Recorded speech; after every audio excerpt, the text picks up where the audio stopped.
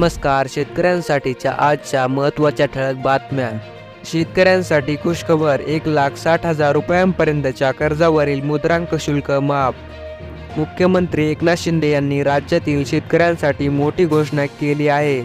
शेतकऱ्यांच्या 1,60,000 रुपयांपर्यंतच्या कर्जासाठीचे मुद्रांक शुल्क माफ करण्याची घोषणा मुख्यमंत्री यांनी केली आहे. ज्येष्ठ पत्रकारांना आता सरकार देणार दर महिन्याला 20,000 रुपये. बटाटा उत्पादनात यंदा 40% घट.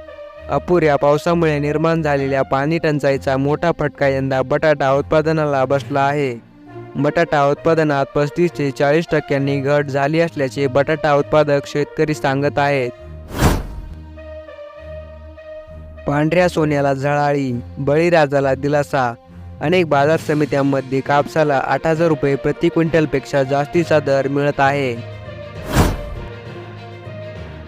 आजचे कापूस भाव.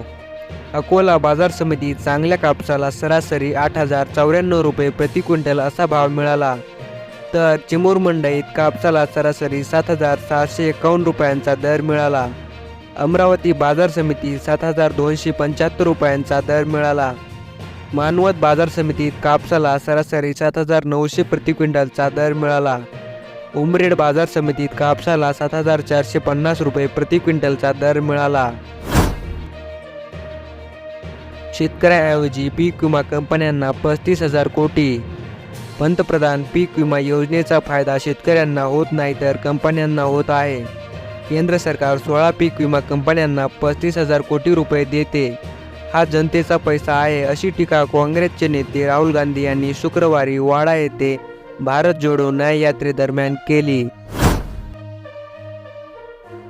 पीक विमा मंजुरीसाठी शेतकऱ्यांकडून पैसे घेतल्याचे प्रकार आले निदर्शनास. रब्बीमध्ये 206 कोटी 51 लाख रुपये नवीन पीक कर्ज केले वाटप. राज्य सरकारचा शेतकऱ्यांना मोठा दिलासा. सोयाबीन आणि कापसासाठी 4,000 कोटींची तरतूद. कापूस आणि सोयाबीनसाठी उत्पादक शेतकऱ्यांसाठी 4,000 कोटी रुपयांची तरतूद केल्याची घोषणा मुख्यमंत्री एकनाथ शिंदे यांनी केली. पूर्व विदर्भात आज गारपिटीचा इशारा. वादळी वाऱ्यासह पाऊस आणि गारपिटीचा इशारा हवामान विभागाने दिला आहे.